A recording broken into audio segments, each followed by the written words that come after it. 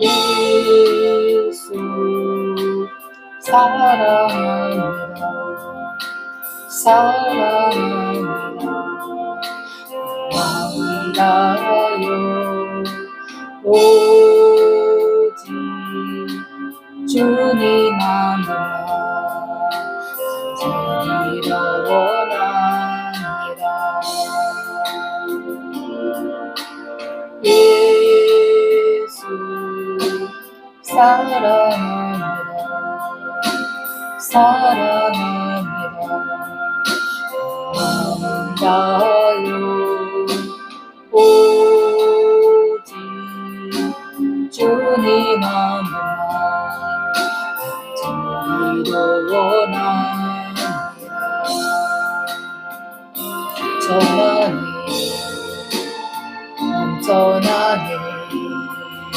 주를 향한 내 손을 가만히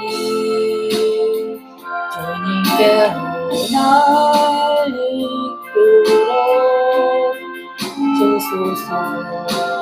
주님을 원합니다.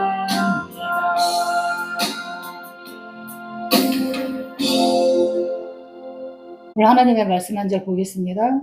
데살로니가 전서 5장 23절입니다. 제가 봉독합니다. 평강의 하나님이 친히 너희를 온전히 거룩하게 하시고 또 너희의 온 영과 혼과 몸이 우리 주 예수 그리스도께서 강림하실 때에 흠없게 보존되기를 원하노라. 하나님의 말씀의 제목은 이미 가지고 있는 것을 풀어놓으라 입니다. 오늘 본문 말씀에는 영과 혼과 유결이 나옵니다. 우리가 집을 지으려면 설계도가 있어야 되고 또 기초공사를 튼튼히 해야 되겠죠. 그거와 마찬가지로 우리의 영과 혼과 육은 기초입니다. 사람은 몸과 혼과 영으로 되어 있는 그런 존재입니다. 이것이 하나로 움직이지만 따로 분리되어 있는 것이라는 것이 오늘 성경 본문의 말씀입니다. 우리의 몸, 거울 앞에 딱 서면 다 보입니다. 그러니까 나의 몸의 상태를 거울을 비춰서 보면은 다 압니다. 그리고 또 혼이 있습니다. 이것은 지정의가 있습니다. 이것은 생각, 감정, 의지, 플러스해서 양심, 나라고 생각하며 살았습니다. 하지만 오늘은 그 패러다임을 깨는 시간입니다. 성경은 그렇지 않다라고 말씀하십니다. 우리 인생의 모든 것은 성경이 기준입니다. 성경이 잣대입니다. 혼이나 몸은 바뀔 수가 있습니다.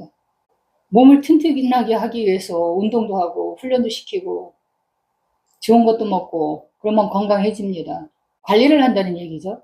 우리 혼 또한 바뀝니다. 기질과 성향은 안 바뀐다고 하는데 바뀝니다.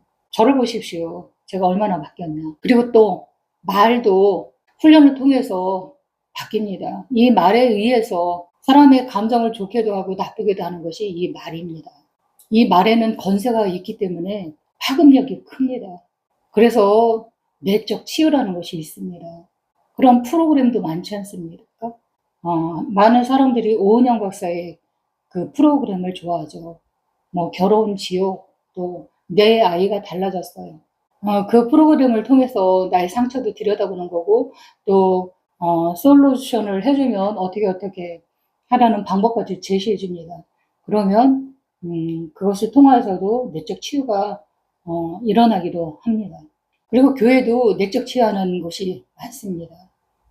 힐링교회, 그리고 각종 영성원, 그리고 또 더 넓게 양자 역학에 대해서도 이제 관심을 갖기 시작했습니다. 우리는 살면서 상처가 많습니다. 이 상처는 치유돼야 합니다. 그래야지 삶이 행복해지고 삶의 질이 더 좋아집니다. 이 상처를 통해서 우리 몸이 아프고 또 그것이 곪고 그러면 그 틈을 또 귀신이 들어와서 조정하고 자기 것을 만들어 버립니다. 그리고 쫓겨나기도 하고 함께 살기도 하고 또 돌아다니고 어떤 놈은 집까지 짓고 너는 내 거야, 여기가 내 집이야 라고 주장하는 그런 것들도 있습니다. 귀신한테 몇 살이냐고 물어보면 비웃는다고 합니다. 너는 말해줘도 몰라. 모릅니다. 그 귀신의 존재는 우리보다 먼저 창조되었기 때문에 그들이 한 수 위죠. 나이가 더 많죠. 근데 착각하는 것들이 많죠. 예수 믿는 사람은 귀신이 없어. 어떤 목사님은 예수 믿는데 어떻게 귀신이 들어가냐고 말을 합니다. 여러분들은 어떻게 생각하십니까? 있다? 없다. 없다라고 생각하는 사람들은 기저귀를 아직도 차고 있는 것입니다. 이 기저귀를 빨리 떼야 됩니다. 성장을 했는데 5살이 되고 7살이 되고 10살이 됐는데도 기저귀를 계속 차고 그러면 되겠습니까? 귀신을 부정하면 성경을 몰라도 너무 모르는 것입니다.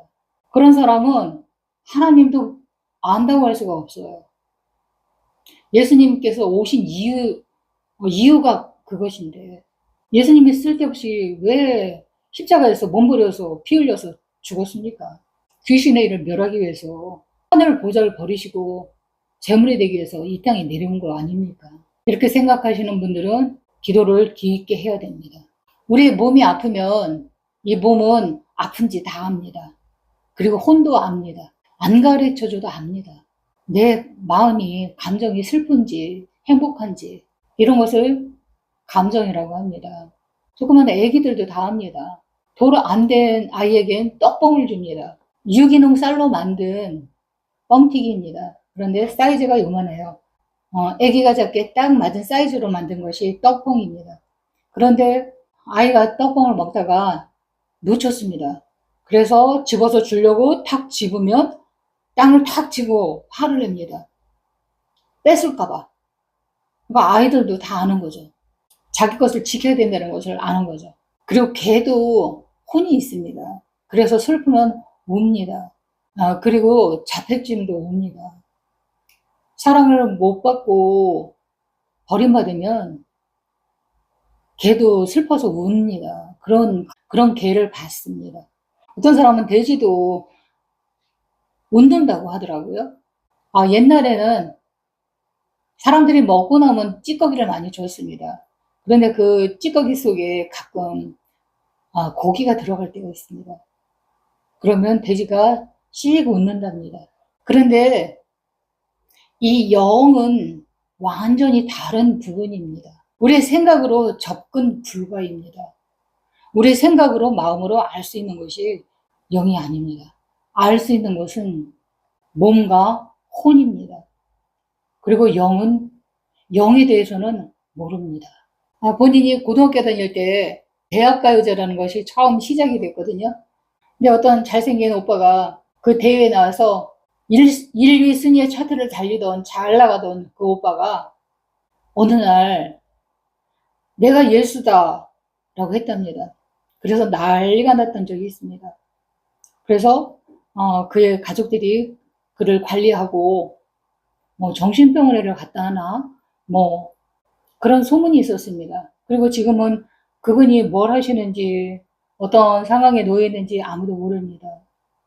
잊혀졌습니다. 그런데 그 모습은 지금도 기억이 납니다. 키가 크고 잘생겼고 또 파마를 했는지 곱슬머리인지 모르겠지만 꼬불꼬불한 그런 파마머리였습니다. 노래 제목도 생각은 안 납니다. 저의 산 세월이 오래 묵은 관계로 생각이 안 납니다. 그리고 기억의 용량이 제가 그다지 넓지가 않습니다. 그래서 옛날의 기억을 다 갖고 살지는 않습니다. 그런데 불현듯 한 장면 한 장면 이렇게 커트돼서 생각나는 그런 장면들은 있습니다. 그 시절에는 저도 예수님을 몰랐습니다. 가방 들고 교회는 왔다 갔다 했지만 예수님을 참으로 알지는 못했습니다. 기름 부으심이 뭔지 성령이 뭔지도 모르고 내가 크리스천인지 넌 크리스천인지도 모르고 그런 신앙의 상태였습니다. 그렇기 때문에 내가 예수다 그러면 당연히 정신병원에 집어넣어야 된다고 그렇게 생각을 했었습니다. 그런데 우리가 잘 아는 다윗이 있습니다. 이 다윗이 어떤 말을 했느냐면 시편 82장 6절에 내가 말하기를 너희는 신들이며 다 지존자의 아들들이라 하였으나 라고 했습니다. 우리가 신이랍니다. 예수랍니다. 그러면 이 다윗은 돌 맞아야지요. 그 옳고 그름의 잣대로 다윗을 재단한다면 돌 맞아야죠. 어떻게 감히 다윗이 사람인데 내가 예수다, 신이다 이렇게 말을 할 수가 있겠습니까? 그런데 더 기가 막힌 거는 예수님께서도 그 말씀을 인용하셨다는 것입니다. 너희 율법에 기록된 바 내가 너희를 신이라 하였노라 하지 않으냐 하였느냐. 요한복음 10장 34절 그래서 35절 말씀에 나오는 그런 구절입니다. 이렇게 성령을 받으면 그렇게 되는 것입니다. 이 다윗은 구약을 산 사람이지만 성령의 충만한 기름 부으심이 있었던 그런 사람입니다. 그렇기 때문에 이런 말을 할 수가 있었던 것입니다. 우리가 영과 혼과 육이 있다고 했습니다. 그런데 이 영이 바로 성령입니다. 하나님께서 우리의 코에 숨을 불어 넣어줬을 때 우리가 생명이 된지라 라고 말씀하셨습니다. 그게 바로 이 성령이거든요. 그런데 그걸 잃어버렸죠. 그런데 예수님께서 돌아가시기 전에 숨을 쉬시고 성령 받으라 라고 말씀하셨습니다. 그리고 그 성령이 오순절 마가 다락방에서 시작이 되었죠. 그래서 성령을 받았습니다. 그러니까 우리에게 있는 영은 예수님이라는 뜻입니다. 이 예수님을 내 안에 받아들인 것이 성령을 받은 것입니다. 그러니까 내가 예수인지 예수가 나인지 모르는 것입니다. 이것이 정상 코스입니다. 그러니까 창조할 때 그 불어 넣어주신 영은 죽은 영이죠. 그 영도 성령이긴 하지만 죄로 인해서 잃어버린 거죠. 죽었던 거죠. 그걸 예수님께서 다시 하고 불어 넣어주셔서 우리 안에 성령을 받게 되는 것입니다. 이 의미는 성령의 기름을 충만히 받고 혼이 영에 복종하게 되면 신이 된다는 그런 의미입니다. 예수가 된다는 의미죠. 그러니까 내가 예수다 해도 틀린 말은 아닙니다. 여러분은 제가 뭘로 보입니까? 그냥 물질로 보이십니까? 그러면 성령의 충만함을 더 받으셔야 됩니다. 영적인 사람은 사람을 육으로 보지 않습니다. 영으로 봅니다. 그 속에 있는 영을 봅니다. 그렇기 때문에 저 사람은 예수다. 이걸 볼 줄 압니다. 그래서 저도 이제 영으로 보는 훈련을 지금 합니다. 성령이 있는 사람들은 저 사람은 예수다. 예수님과 함께 걸어가네. 한 영이네. 그런 시각으로 굳혀가고 있습니다. 왜냐하면 내 안에 예수님이 계시기 때문에 그 영의 눈으로 바라보려고 합니다. 성령을 받는 것도 정도의 차이는 있습니다. 그냥 맛보기로다. 그냥 살짝 스쳐가는 바람 정도로 느낀 사람도 있고 성령의 이끌림에 따라서 정말 깊은 물에서 헤엄을 치듯이 성령의 물에서 자유롭게 헤엄치는 그 정도의 수준, 이 정도가 되면 예수님께서는 말씀하십니다. 성령이 오시면 나보다 더 큰 일도 하리라. 이렇게 말씀하셨거든요. 그러니까 예수님은 육의 옷을 입기 때문에 무소부재가 아니었습니다.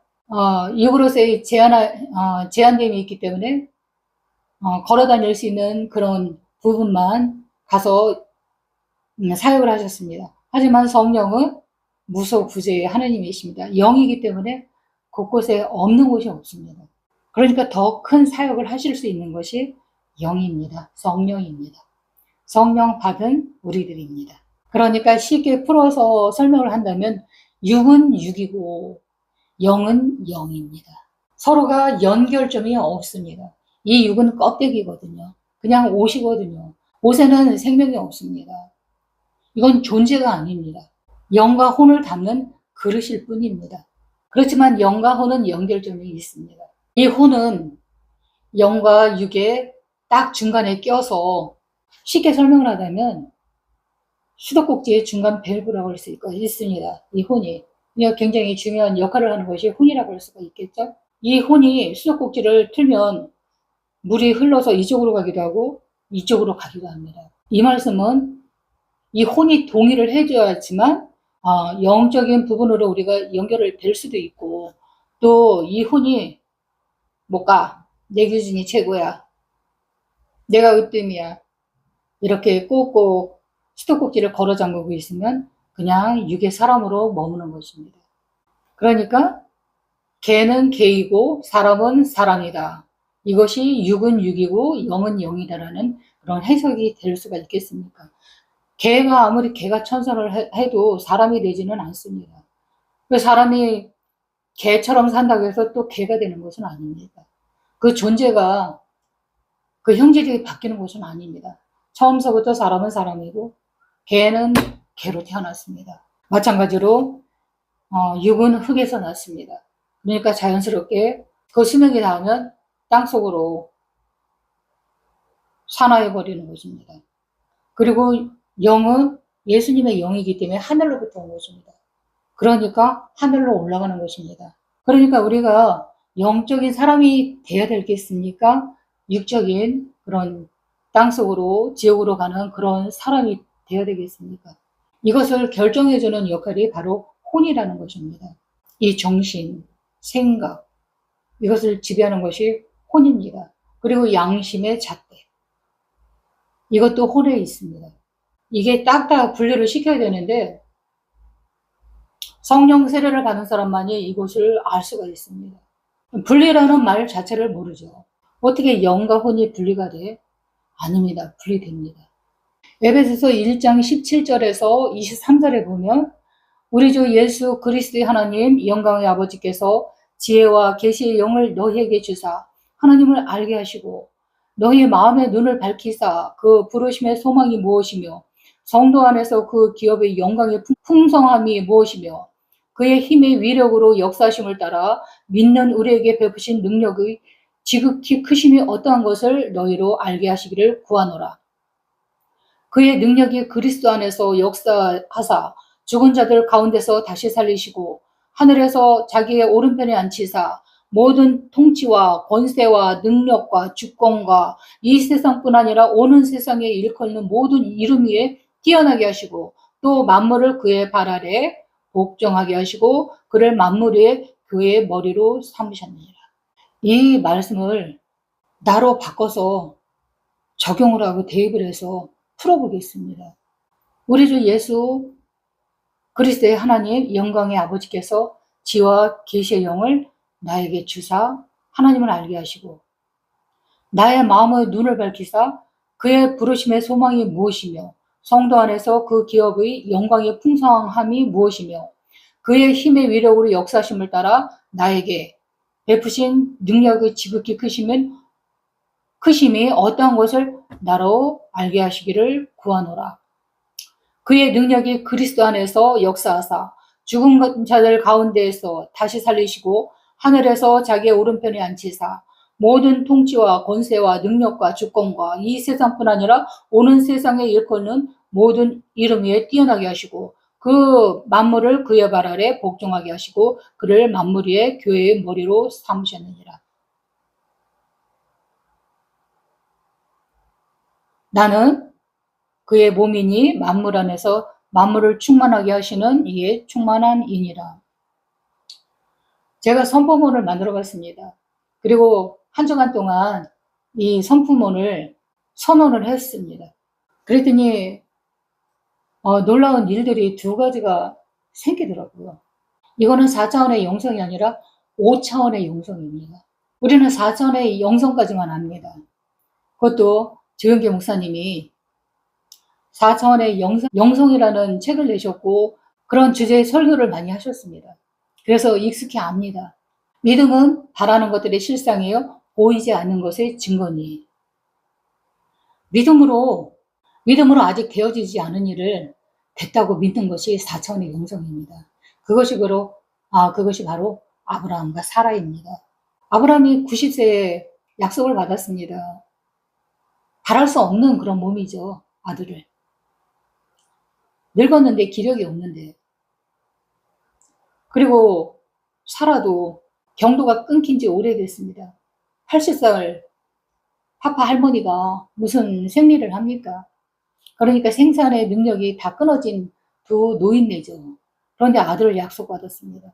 그런데 세월이 지나서 1년도 아니고 2년도 아니고 10년이 지나서 아들을 받았습니다. 그러니까 이것을 믿고 바랐다는 것을 하나님께서는 의로 네가 의인이다. 나를 믿었구나. 내 말을 신뢰했구나. 그러니까 하나님께서 보시는 의인은 믿음으로 행하는 자를 의인이라고 말해주시는 것입니다. 그런데 아브라함은 도덕적인 혼적인 자대로 봤을 때는 결코 의인이 아니거든요. 제가 오늘 말씀드리려는 것이 바로 이 영으로 보는 5차원의 영성에 대해서 말씀을 드리는 것입니다. 우리가 사는 세상은 3차원의 세상입니다. 주영기 목사님이 말씀하신 것은 4차원의 차원입니다. 근데 3차원까지는 물질이기 때문에 다 보입니다. 하지만 4차원서부터는 보이지 않는 세계입니다. 그렇다고 해서 4차원이 끝일까요? 그렇지 않습니다. 영적인 세계는 우리가 상상을 할 수가 없습니다. 바울이 간 곳, 그것은 3층천 하늘입니다. 그러면 이것이 다일까요? 그러면 우리가 예수 믿고 죽어서 천국 가면 좁아 터져서 살 수가 없겠지요. 그러니까 성경은 성경이고 거기서 내가 들어갈 자리는 없겠네. 절대 그렇지가 않습니다. 저도 계시록을 읽으면서 처음에는 그런 생각을 했죠. 천국의 그 사이즈가 계시록에 나옵니다. 그러니까 그 공간 안에 들어갈 사람이 이 전 세계 인구가 몇인데 몇 명이나 되겠어. 그래서 이 짧은 지식으로 영적인 세계를 제가 재단을 했었습니다. 그런데 하나님의 세계는 무한대입니다. 어떤 목사님은 신축성이 있고 또 우리가 죽으면 영체로 되기 때문에 무한으로 들어갈 수 있다고 이렇게 설명하시는 그런 목사님도 계시더라고요. 그리고 어떤 미국의 목사님은 아니다. 하늘은 10층천 하늘이야. 자기는 자기가 임사체험으로 잠깐 죽었다가 하늘나라를 천사의 인도에 따라서 갔다 왔는데 자기가 간 곳은 바울이 갔던 그 3차원의 하늘이었답니다. 그런데 보니까 그 위에 층층이 셀 수 없는 층수가 있더랍니다. 그러니까 물리적으로 그는 보여지는 그런 공간이 아니라 어떤 차원을 말하는 것입니다. 우리가 4차원을 눈으로 볼 수 없는 것처럼 그 위에 하나님 계신 그 공간은 이런 물질 세계에서 생각하는 그 물리적인 그런 층수, 아파트 층수가 아닙니다. 과학자들이 특히 양자 물리학을 공부하거나 히브리 사상을 가지고 있는 사람들은 이걸 쉽게 이해를 한다고 합니다. 왜냐하면 우리는 하늘이 단수지요. 하나만 있는 줄 알죠. 그러니까 우리 인간이 사는 공간, 그 위에 또 새나 그 날아다니는 그런 우주적인 공간, 그리고 영계, 그리고 하나님이 사시는 또 3층천 하늘. 우리가 인식하는 건 이 정도 뿐이거든요. 성경에도 그 정도밖에 안 나왔지만. 하지만 히브리 사상은 하늘이 단수가 아니라 복수입니다. 하샤마임. 하늘들입니다. 이것이 바로 성경적이고 하늘을 이해하는데 이 히브리 사상이 아니면 풀어질 수가 없는 것이 이 하늘입니다. 이 영적인 세계입니다. 제가 에베소서 1장을 가지고 이 5차원의 영성으로 믿음의 선포문을 만들었습니다. 제가 뚫으려는 부분이 바로 이 5차원의 영적 차원이거든요. 한번 제가 소개해 드리겠습니다. 이 에베소서 1장 17절에서 23장을 나로 대입을 해서 푼다면 첫 번째, 나는 영이다. 나는 지혜와 계시의 영이 있다. 두 번째, 나는 영안이 열렸다. 그래서 주의 기업이 풍성합니다. 세 번째, 나는 주의 능력이다. 죽은 자를 살린다. 주님 보좌 우편에 앉아있다. 네 번째, 나는 예수님의 이름으로 만물을 다스리고 통치한다. 다섯 번째, 나는 예수의 몸이다. 만물을 충만케 하는 충만이다. 이건 뜬구름 잡는 그런 소리가 아닙니다. 아브라함에게 내가 축복하는 자를 내가 축복해주고 또 네가 저주하는 자는 내가 저주하리라. 아브라함에게 한 그런 축복의 말씀이거든요. 그러니까 우리는 성령을 받고 영으로 사는 사람은 아브라함의 자손이 되는 것입니다. 영적인 계보가 바뀌어지는 거죠. 호적이 바뀌어지는 거죠. 그렇기 때문에 내 안에는 충만함이 들어있는 것입니다. 내가 축복하는 자, 하나님께서 축복하신다고 하셨고, 내게 해코지 하는 자, 내가 저주하면 저주를 받습니다. 권세가 주어진다는 얘기죠. 그리고 3장, 창세기 3장 15절 말씀이 나는 예수의 이름으로 만물을 다스리고 통치한다. 근거가 이겁니다. 뱀은 여자의 자손의 발 뒤꿈치를 상하게 하고 물지요. 물을 정도지요. 그러니까 삶을 힘들게 하고 감정을 요동치게 하고 삶을 피폐하게 사람의 마음을 강팍하게 하고 이 정도까지는 할 수가 있습니다. 하지만 나는 예수님께서 주신 이름과 만물을 다스리고 통치하는 권세를 받았기 때문에 내 발 뒤꿈치를 내 삶을 어렵게 하는 이 뱀의 정수리를 깨뜨려 버릴 수가 있는 것입니다. 그런 권세가 저와 여러분에게 있다는 것입니다. 이 말씀을 제가 노트북에도 저장을 하고 핸드폰에도 저장을 해놨습니다. 수시로 아침 생각날 때마다 아침에 선포하고 또 잠자리 들기 전에 선포하고 그리고 성찬식을 아무 때나 오늘 예배 드리기 전에도 성찬식을 먼저 했습니다. 그리고 이제 날마다 성찬식을 하려고 합니다. 이 성찬식이라는 게 특정한 사람만 하는 것이 아닙니다. 예수 믿는 사람은 누구나 할 수가 있는 것입니다. 어떤 장소, 어느 곳에서든지 할 수가 있는 것입니다. 평신도, 성직자 이거 물론 구분은 돼야 되겠지만 성찬식에까지 이거를 손을 그을 필요는 아무런 근거도 없고 효력도 없는 것입니다.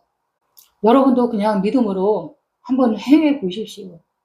내 삶의 질이 달라집니다. 믿음으로 이 성찬식을 행할 때 치료도 일어납니다.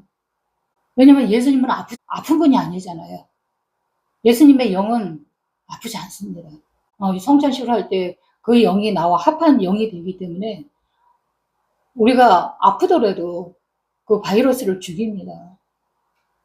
왜냐하면 우리의 영적인 설계도는 아프게 만들어지지 않았거든요. 그리고 예수님은 만물의 주인이시기 때문에 충만히 부자십니다. 그러니까 우리가 가난하게 사는 거, 이거를 미덕으로 생각하는 것은 선이 아닙니다. 믿는 사람도 누리며 또 행복하게 누릴 권리가 있습니다.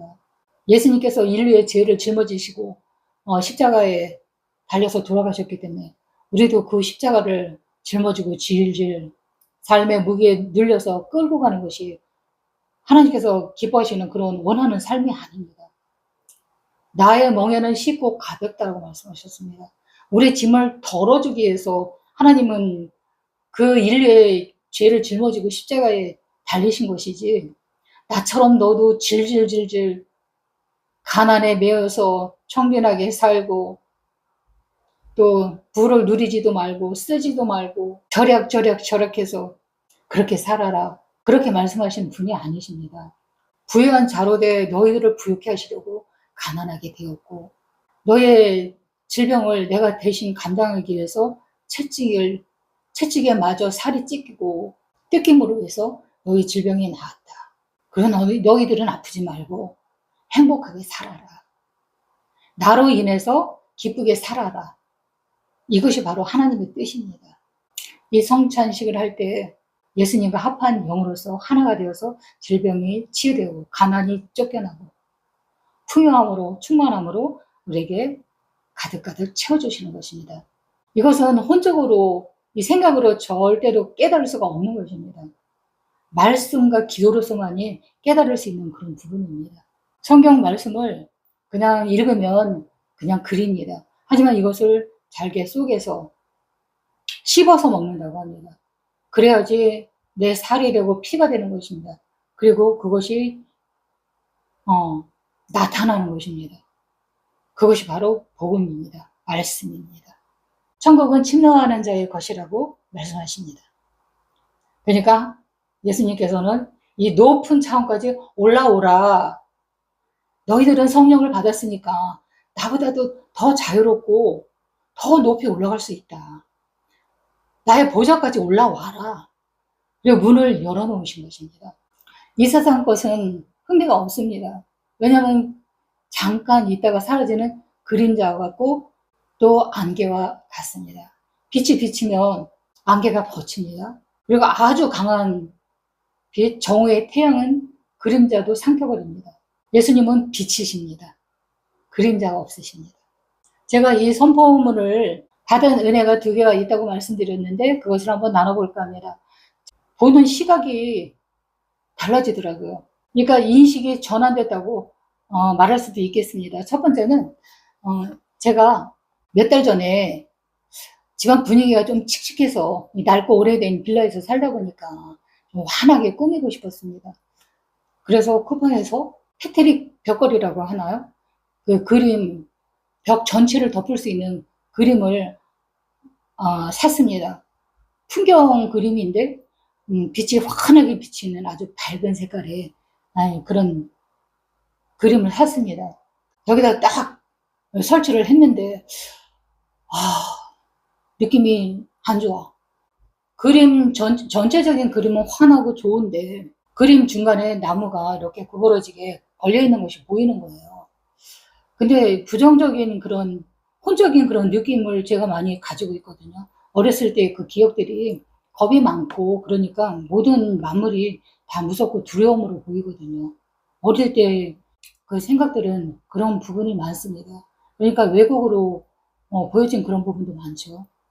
우리 집에서 이렇게 바라보이는 앞산이 있었습니다. 그 건너에는 공동묘지가 있었는데 그 욕심 언니랑 냉이를 캐러 그 앞산을 넘어서 그 뒷부분으로 갔었습니다. 거기에 냉이가 많다고 해갖고. 그런데 그 언니가 그러는 거예요. 이 나무에 그 누구네 그 새댁 있잖아. 그 새댁이 여기다가 목매달아 죽었다. 그러면서 막 죽을 힘을 다해서 뛰어가는 거예요. 무섭다고. 그런데 근데 저는 어렸을 때 뚱뚱하고 뒤뚱거렸거든요. 오리궁뎅이라. 무서워 죽겠는데 이 발이 안 떨어지는 거예요. 땀을 삐질삐질 흘리고 도망을 갔던 그런 기억이 있습니다. 그런데 이 나무가 바로 그 장면을 떠오르게 하는 그런 그림으로 느껴지더라고요. 그래서 다음에 이사를 가면 이거는 폐기 처분이야. 없애버릴 거야. 이렇게 생각을 하고 있었거든요. 그런데 금요일 날 아침에 이 그림을 보니까 새로운 시각으로 보이는 거예요. 이 중간에 나무가 있지만 그 위에 부분에도 또 나무 그림이 있네. 그러니까 나무가 이렇게 가지가 뻗어 있는 건데 이거는 게이트네. 빛이 환하게 들어오는 통로잖아. 빛이 들어오는 통로네. 그래서 어떤 느낌이 들었냐면 그림 밑바탕은 통로 부분이고 제가 있는 쪽은 통로를 통과해서 나온 빛의 세계구나. 이렇게 인식이 전환이 되더라고요. 참 놀랍다. 그냥 선포했을 뿐인데 이 선포문이 실은 제가 사기치는 것 같은 그런 느낌이었거든요. 아직 나는 사람을 살려본 적도 없고 그리고 풍성하지도 않고 가난해서 탈출한 지 얼마 안 됐고 그러니까 혼이 덜 깨졌기 때문에 나는 영이다라고 자신있게 선포를 못했습니다. 하지만 이 선포문을 만들어서 선포를 하니까 역사하는 것은 하나님이십니다.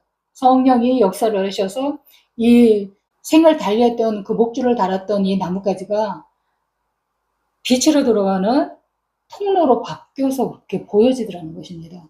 참 이것이 정말 놀라운 기적이었습니다. 저에게는 미라클이었습니다. 그리고 두 번째는 저기 멀리에 사시는 여자 목사님이 계십니다. 그런데 이 목사님이 목요일에 전화를 하셨는데 제가 찍힌 거는 봤지만 너무 피곤해갖고 전화를 못 드렸거든요. 그랬더니 그 다음날 금요일 날 또 전화를 하셨더라고요. 그래서 전화를 받았는데 제가 올려드린 설교가 감동이 있었는가 봐요. 그러니까 저는 주로 이제 5차원의 영성에 대해서 4차원을 넘어서 5차원의 영성에 대해서 지금 계속 풀어나가고 있는 중이거든요. 근데 제가 풀어줘야지 이제 설교도 제가 먹고 이해를 하고 소화를 시켜야지만 설교로 나가는 거거든요. 그래서 나름대로 제가 이해되고 풀어진 그런 말씀들을 나누고 싶어서 올려놨고, 그리고 또 영적으로 이제 저보다 많이 앞서가신 분들이 많기 때문에 유튜브 영상을 제가 보내드렸습니다. 그랬더니 그 영상을 보고 본인도 이 공명이 된 거예요. 그래서 웃으면서 저한테 전화를 하신 거예요. 그래서 참 놀랍다. 이 기도문의 위력이 이렇게 큰가? 그래서 여러분에게도 같이 은혜를 나눠보고자 제가 소개를 올려드린 것입니다. 믿음은 바라는 것들의 실상이거든요. 이렇게 되고자 하면 이렇게 되는 것입니다. 그리고 내 속에 하나님의 영이 있는 사람은 영입니다. 나는 육이 아닙니다. 없어질, 죽어서 지옥으로, 흙이 되어버려 지옥으로 갈 그런 몸이 아닙니다. 육의 사람이 아니라 영의 사람입니다. 그러니까 나는 영이다. 이렇게 선포를 하는 것입니다. 한번 해보십시오. 나는 영이다. 말씀대로 그대로 됩니다. 우리 본래의 설계도는 바로 이런 영적인 설계도입니다. 골로새서 1장 15절의 말씀을 보면 만물이 그에게서 창조되되 하늘과 땅에서 보이는 것들과 보이지 않는 것들과 혹은 왕권이나 주권들이나 통치자들이나 권세들이나 만물이 다 그로 말미암고 그를 위하여 창조되었고 또한 그가 만물보다 먼저 계시고 만물이 그 안에 함께 섰느니라. 그는 몸인 교회의 머리시라. 그가 근본이시요 죽은 자들 가운데서 먼저 나신 이시니 이는 친히 만물의 으뜸이 되려 하시며 예수님 바로 근본, 원본이라는 말씀입니다. 원 설계도라는 그런 말씀이십니다. 그 설계도가 우리에게도 똑같이 있다는 것입니다. 그러니까 예수님만 인성과 신성이 있는 것이 아니라 우리에게도 인성과 신성이 있는 것입니다. 그것을 잃어버렸었는데 예수님께서 성령을 주시고 성령을 주셔도 우리는 죄로 타락된 그런 죽었던 영이기 때문에 받을 수가 없는데 죄의 문제를 해결을 해주신 거예요. 그러니까 피가 아니면 피 속에는 생명이 있는데 죄 없는 피를 흘려주셔서 우리 죄를 완전하게 깨끗하게 씻어주신 것입니다. 그러니까 성령이 들어갈 수가 있는 통로를 만들어 주신 것입니다. 예수님께서 죽지 않으셨다면 성령 아무리 쏟아 부어도 우리에게 들어가지지 않습니다. 왜냐하면 죄로 홀리한 영이기 때문에 죄하고는 섞일 수가 없는 그런 영이십니다. 그러니까 죄로 가득 찬 우리에게는 성령을 줘도 받을 수 없는 그런 존재였습니다. 하지만 예수님의 피로 그 죄를 깨끗하게 덮어주셨기 때문에 성령이 들어갈 수 있었던 것입니다. 하지만 혼과 영은 그대로 타락한 상태입니다. 그러니까 예수를 믿어도 왜 저 모양이야 이런 말을 많이 듣습니다. 예수를 믿었다고 뚱뚱한 사람이 갑자기 그냥 홀쭉한 사람이 되고 성질 더럽던 사람이 착해지는 온순한 양이 되지는 않습니다. 그 성품 그대로 그 기질 그대로 성질 부리고 여전히 죄짓고 합니다. 하지만 성령은 변하지가 않습니다. 완전 무결합니다. 그 완전한 영 때문에 우리가 구원을 받는 것입니다. 그것이 누구의 영입니까? 예수님의 영이기 때문에 우리가 구원을 받는 것입니다. 그러니까 우리가 예수지요. 그러니까 구원을 받는 것입니다. 하지만 이 혼과 육의 문제가 해결이 되지 않았죠. 구원은 전 인격적인 구원을 말하는 거거든요.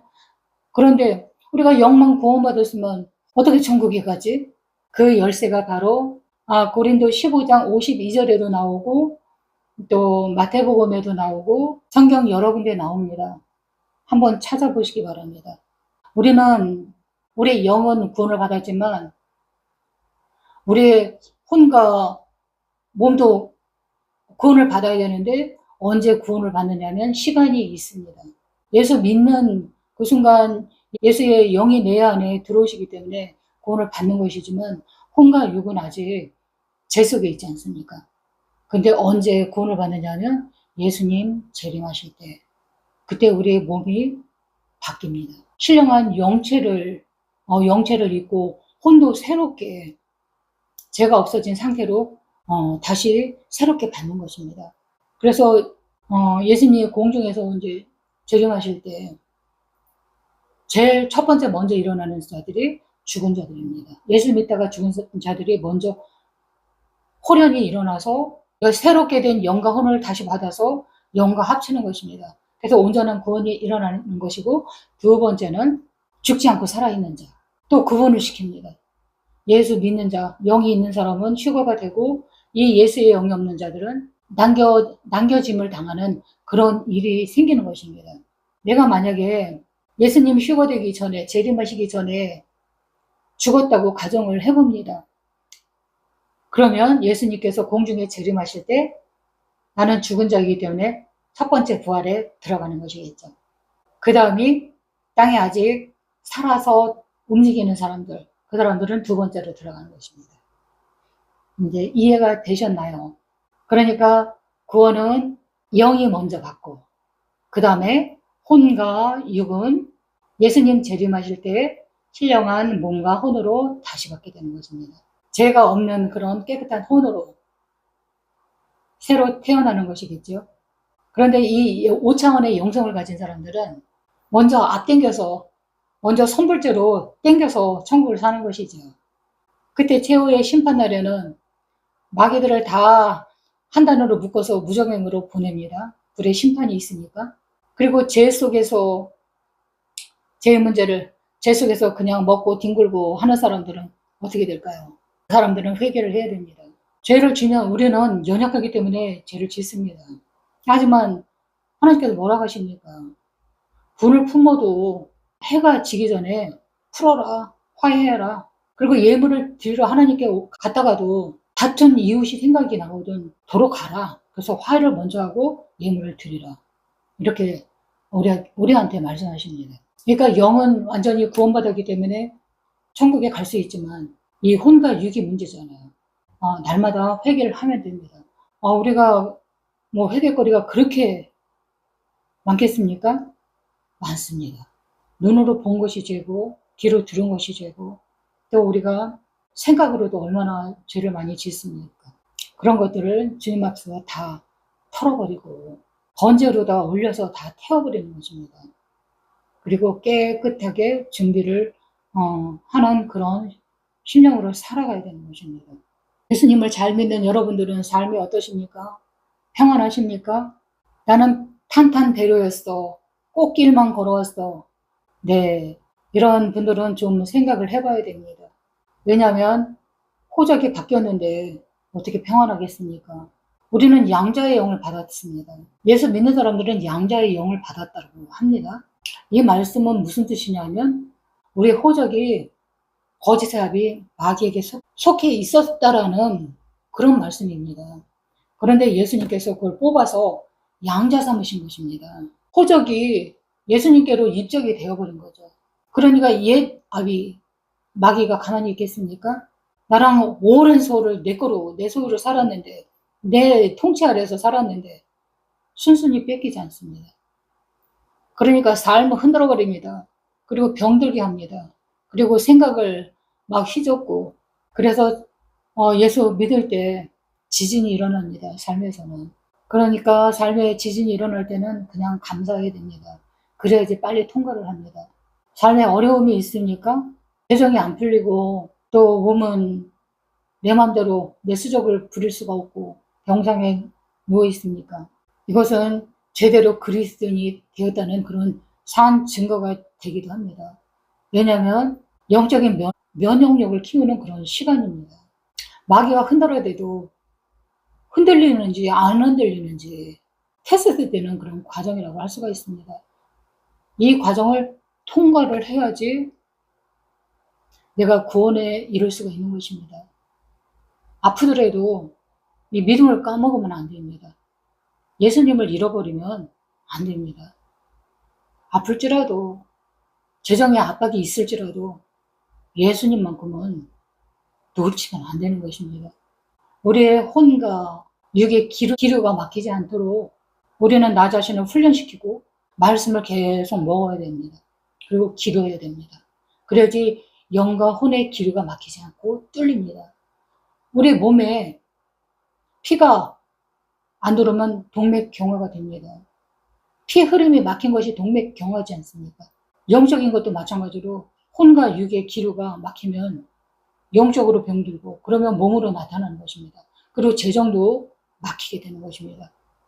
이것을 돌파할 수 있는 힘은 내가 영적인 면역력을 기르는 거 그것밖에 없습니다. 영적인 면역력이 있으면 병이 와도 돌파시켜버립니다. 깨뜨려버립니다. 이겨냅니다. 사람별로 시즌이 다 있습니다. 시즌이라는 계절이라는 뜻이 되고 하나님의 때 카이로스가 되기도 합니다. 하나님의 시계는 카이로스입니다. 사람의 시계는 크로노스. 그런데 이 하나님의 때라는 것이 사람마다 다릅니다. 똑같이 적용되지는 않습니다. 그러니까 빨리 가는 사람이 있고 늦게 가는 사람이 있고 빨리 말귀를 알아먹는 사람이 있고 못 알아먹어서 그냥 광야 생활을 삥삥삥 40년 도는 사람이 있고 이렇게 다 틀립니다. 그러니까 이 하나님의 때는 내가 만드는 것입니다.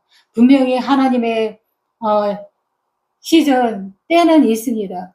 하지만 내가 그 때를 만드는 것입니다. 이 기도로서 말씀으로서 이거를 하나님의 때를 만들어 버리는 것입니다. 그런데 하나님 해주실 거야.